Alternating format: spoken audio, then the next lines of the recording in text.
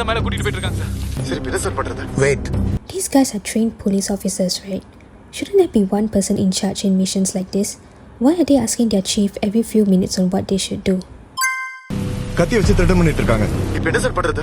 These officers see the masked man threatening an unarmed civilian with a knife, and they still wait for further instructions from a chief who is not even at the spot. கண்ணட நெஞ்சில கத்தியில குத்திட்டாங்க. You are a police officer, not a reporter. Why not do something? Guys, it's a grenade. ஓடுங்க. Why is this guy running? He is nowhere near the explosion site. And who did he pass on this information to? His team clearly didn't get the message. Why is there already a blood stain on Kannan's shirt? The stabbing only happens after this. Sir, உங்களுக்கு தெரியும் நாங்க எப்படி work பண்ணுவோம். இதுக்கு இன்னொரு தடவை சொல்றேன்.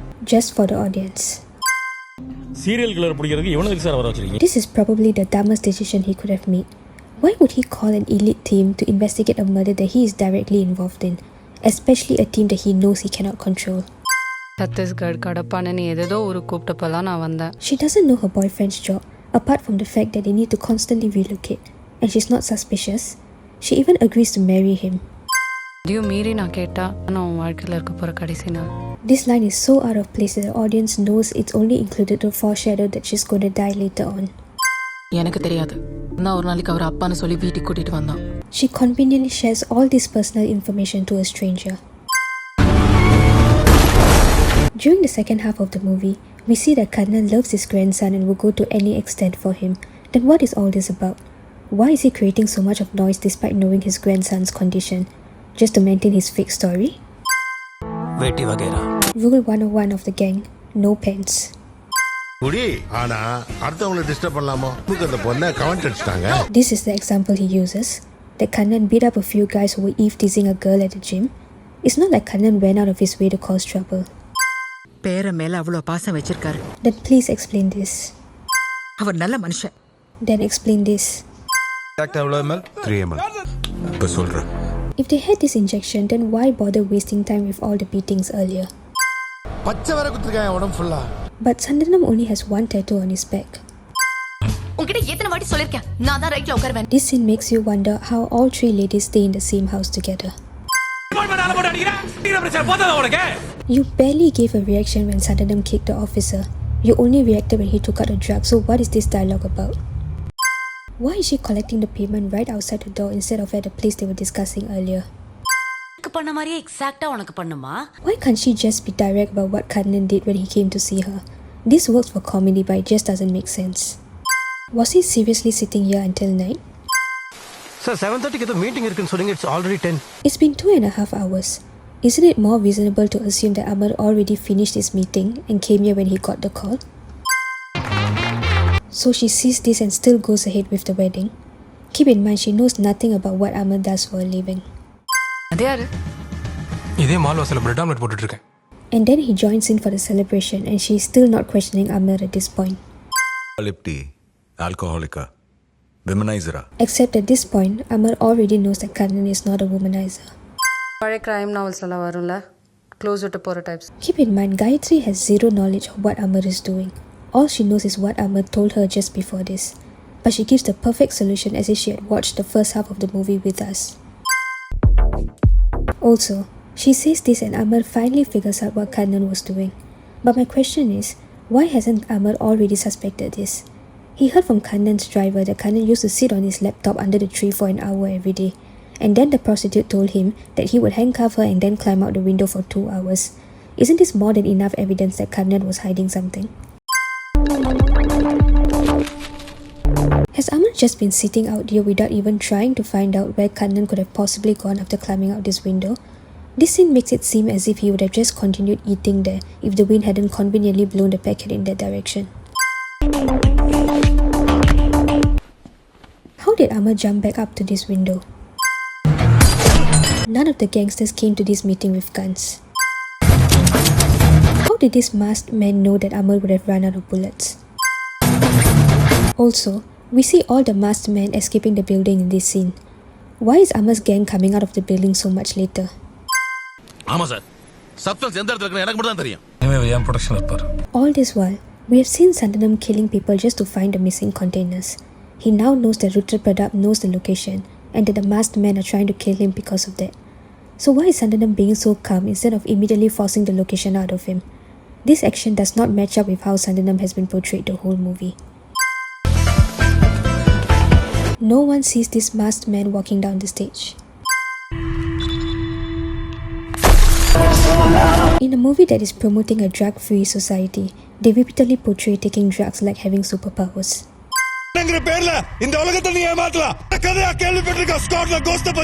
How the hell did Amar come to the conclusion that Kannan is a ghost? Why couldn't Kannan have just been a grieving father who faked his own death to avenge his son? The ghost went missing more than 30 years ago, so how is Amar even connecting the ghost to this case?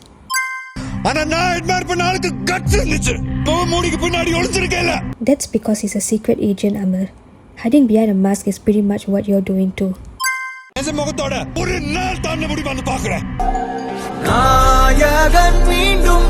Vikram revealing his identity here just because Amar dares him to do it is not only stupid but very selfish. All he did was put his daughter-in-law and especially his grandson's lives in danger. அங்க இருக்கிற spot உங்களை என்னை தவிர யாருக்கும் தெரியாது. எனக்கு ஏதாவது ஒன்று ஆச்சுன்னா இந்த தகவல் எங்க அப்பாட்ட போய் சேர்த்துருங்க. There are at least a few hours between these two calls, right? Why is Prepanjan still in this location, especially when he is alone with no backup? Also, how was Prepanjan able to move all these bags alone? காணாம போன சரக்கை இன்னும் 2 நாள்ல கண்டுபிடிக்கிறேன். தென்பை அடுத்த கால் Rolex கிட்ட இருந்து வரும். உனக்கு பெரிய குடும்பம் வேற இருக்கு. எல்லாரும் உயிரோட இருக்கணும்ல. Sandanam knows that he is being chased by Rolex and his family's life is at stake if he doesn't find the missing drugs, but he still had time to attend a wedding. In the team, pilot batch, pilot black squad. You mean Amar just happened to have a photo of the pilot black squad members? Why would this photo even exist? They were supposed to be a secret team, so there is no way the agency would have allowed them to take a group photo. And how did Amar not recognize any of the other OG members from the photo, like the gym owner or the driver? 100க்கும் மேல successful operations by this ruthless team. But how would Amar know this? There should have been no records of any of the operations done by the Black Squad. 1991ல நடந்த operation தவறா போனதுனால agency இவங்களுக்கு எதிராக திரும்பிச்சு. இந்த 11 பேர் மேலேயும் தீவிரவாத முத்திரை குத்தி அடையாளமே இல்லாம அழிக்க ஆக்ஷன் எடுத்துச்சு. Again, how does Amar know this? இந்த 11 பேர் மட்டும் இல்ல, இவங்களோட ஃபேமிலி, ஃப்ரெண்ட்ஸ் எல்லாரும் கொடூரமா கொன்னுருக்காங்க. And if Amar had this knowledge, why would he ever agree to join the present batch of the Black Squad and have a girlfriend? இந்த 11 பேர்ல 4 பேரோட பாடிஸ் மட்டும் missing and their death still remains a mystery. But if their bodies were missing, how would he declare dead? It's your man, Vikram. The person who turned on the lights has dramatic timing. அந்த கொலையில யாருக்கெல்லாம் சம்பந்தம் இருக்குன்னு கண்டுபிடிக்கத்தான் அந்த blind ஸ்பாட்ல இருந்து work பண்ணார். Veerapandian and ருத்ரபிரதாபோட கான்வர்சேஷன்ல இருந்து he found out இவங்க எல்லாரும் வேலை பார்க்கறது சந்தனத்தோட கண்டெய்னர்ஸ்க்காக. I understand that Amar is really good at his job, but how did he suddenly know all about Vikram's strategy and plan? It's like the screenplay needed him to know all this information at this point of the movie. How did Vikram place an audio bug in this room to overhear their conversation? And what led Vikram to these two guys? All okay, sir. Sudhar's motor right shoulder dislocated ஆயிருக்கு. Sudhakar's right shoulder got dislocated. Okay, fine. But how is this supposed to explain how Vikram got the file out of the police station? தன்னோட டீமை வச்சு அண்ணா தானே கொன்ன மாதிரி நம்ப வச்சார். This plan has confused me every time I watch this movie. So Vikram has his own team and his current goal is to take down Sandanam. He basically fakes his death so he can operate as a secret agent. In that case, what was the need to pretend to be a drunkard and leave clues behind for Amar to find out?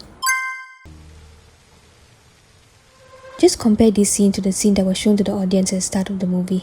The scene at the start of the movie shows the bomb going off while Vikram was still sitting in the chair. Also, how slow were these officers walking that Vikram managed to do all this before they even reached the door? And, given that Vikram had to do all this before activating the bomb, shouldn't this officer have realized that the bomb took too long to go off, especially since he saw it being activated? அவர் பேரை தவிர எதுவுமே ரெக்கார்ட்ஸ்ல இல்ல. அவர் செஞ்ச வேலை, செஞ்ச கொலை, use பண்ண weapons, அவரோட அச்சீவ்மெண்ட்ஸ் எல்லாமே. But somehow, Amar knew about the operations that the pilot Black Squad did, and also what happened to them and their families after.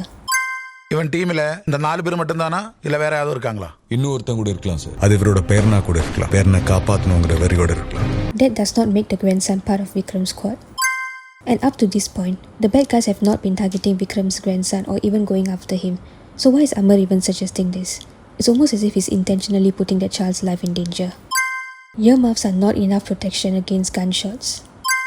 And at Prepanjan's funeral, Vikram tells the ladies to not cry just because his grandson can't handle loud noises, but Vikram has no issues with gunshots. So Vikram and Bijoy's backstories were explained and we understand why they are in the Black Squad. But who are these 3 guys and why are they there? The movie does nothing to explain their motives, which makes it hard for the audience to connect with this squad. Vikram and Bijoy might as well be a 2-man team instead. But at this point, Vikram is portraying himself as an alcoholic who is also reckless, right? So why is Prabhanjan's wife still allowing Vikram to take her son out alone? Amar! Why are so many officers following behind this guy? It looks like they don't want to miss the drama. Ahmad did not press any buttons here. All he did was bang his hand against the door, but the lift door still closes. பிரபஞ்சனை யார் கொண்டான்னு எனக்கு தெரியும். உன் கண்ணே உன்னை காட்டி கொடுத்துச்சு. Wait, so Ahmad knew that this guy was working for Sandanam and still chose to reveal to him that the young boy could be his biological grandson? This is a really cool scene, but I honestly can't stop thinking about what the mind voice of Ahmad's team and the other officers is throughout this. Are all these officers corrupted? Because there is no way they are not hearing this conversation. ஜெலட்டினா ஒரு 30 kilo RDX missing sir. How did Ahmad's team get them out of this building? Looks like in this movie, shooting the leaks are not allowed. And where are all these people with guns coming from? Why didn't the guys earlier have guns? ஏஜென்சில இருந்து வந்த tickets. யார் எந்த ஊர்னு யாருக்கும் தெரியாது. Why is Ahmad's team splitting up after this mission? In their introduction scene, they were shown to always be travelling together on and off mission. This is what you should have done earlier, instead of wasting all that time. அதான் விஜய் உள்ள இருக்கான்ல அவன் இந்த வழியில வெளியில வர மாட்டான். If you already knew this, then why position yourselves here?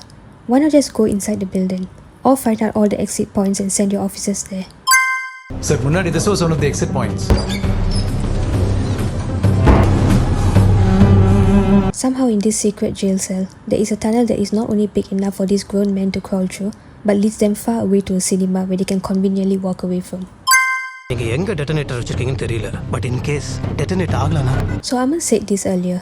கொன்னது யாருன்னு கண்டுபிடிக்க சொன்னீங்க. He is your man. My mission is accomplished. Then why fix the bomb? He could have just given all the information he had to Vikram and let him handle this. I mean, did Ahmad really think that he can simply just get away after doing something like this? Also, when and how did Ahmad even fix this bomb in Sandanam's house?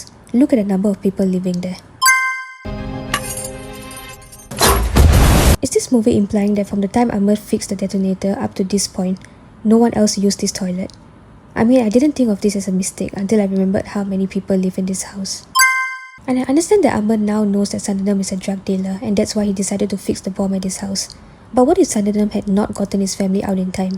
Was Ahmad seriously okay with all these children dying in this bomb? 5 வருஷம் முன்னாடி ஒரு அனாதாசிரமத்துல 50 வயசு ஆள அப்பனை தத்தெடுத்துக்கிட்டவன். What was Vikram doing in an orphanage at 50 years old? So what was your plan? You would have had to kill him eventually, right? Then why did you kill the one person who knew where the containers were? Given how ruthless you are, you surely could have found some way to force Prabhanjan to reveal that information.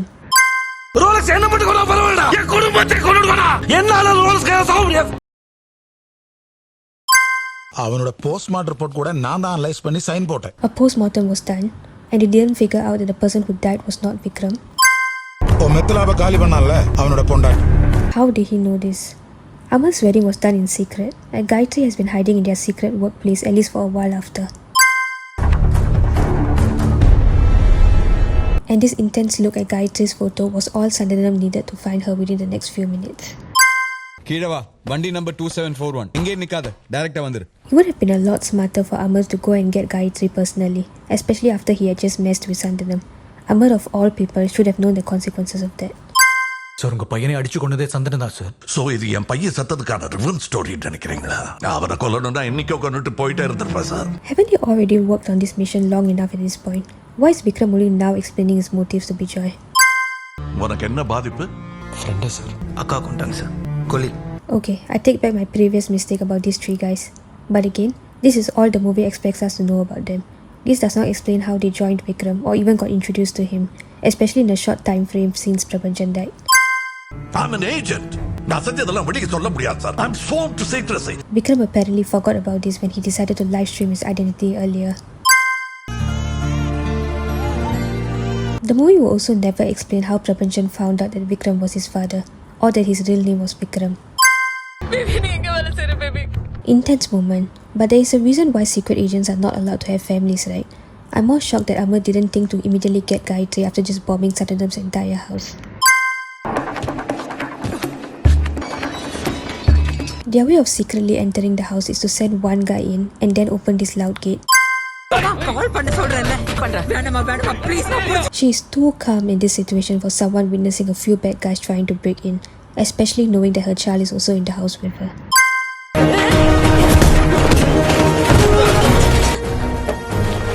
Somehow, all the guys who simply got pushed over by a chair just stay down so that Agent Tina has time to open this secret room. There are many guys here, right? Only one guy is fighting Agent Tina, so why haven't the others gone up to get the grandson yet?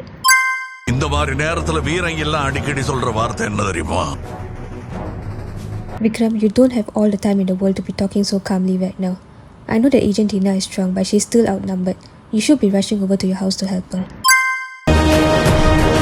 Why is Amar running? He has a bike, right?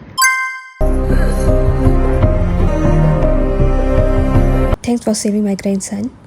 Let me call an ambulance. Rest in peace. Nothing? Hey, Where the hell are these guys coming from? And why are they showing up here so much later than the first group of guys? Of course, we know that it's because the audience need to see Vikram fight, but from the movie's perspective, this makes no sense. Yes, the boy is sensitive to loud noises, but why didn't he react when this guy shouted earlier? These bad guys listen to instructions well. I'm guessing Vikram's guys will still need to use Agent Tina's eye to unlock this door, which Vikram himself can do at this point. So why not just leave the boy in the room with his mom? Isn't that going to be the safest option? This guy is a high-ranking officer, right? Can't he just bring in police officers to guard his house if he's this scared? Once again, why are these guys arriving here so much later? Did they split into teams and plan to drive to Vikram's house in intervals? Isn't it obvious what is happening? And you send just one guy to check? Oh, and this guy disappears after this scene, by the way.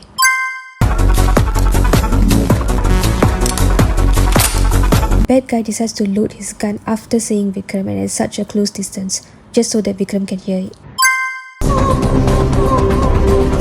These guys are clearly not climbing this building. It looks like they are just being pulled up by a rope. Why was Sandanam waiting here then? If he had nothing better to do, couldn't he have also gone to Vikram's house? Yeah, sure. Vikram will just hand him over. The child, who was crying just seconds earlier, doesn't react to these gunshots.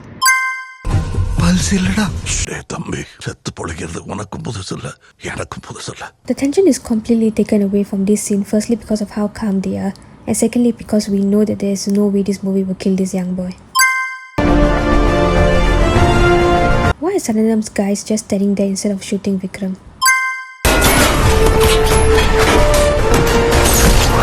Okay, what the hell was Lauren's plan here? Vikram's grandson is in the car. The bullets could have easily hit him or the car could have exploded. These bad guys ran out of bullets at the exact same time. Once again, shooting the legs is not allowed in this movie. Finally. Sandanam only has perfect aim when the movie needs him to. He couldn't hit Lawrence or Vikram earlier, but manages to take out this guy in one shot. All the OG squad members came back just to die for Vikram's grandson. And at no point during the movie do we see Vikram acknowledging the roles that all three of them played in successfully bringing down Sandanam. Vikram said earlier, and then he calls Bijoy, who says that the team is 8 minutes away. Then they get there, there's a shootout, and they drove all the way here, where Amar decides to do CPR. Surely it's been more than 10 minutes, right? But of course, Amar still manages to revive the boy. The rod is in your body, right? The scissors should still be able to cut your skin. But why? What's the point of going to where the drugs are? They still need to kill Vikram before bringing the drugs out of this place.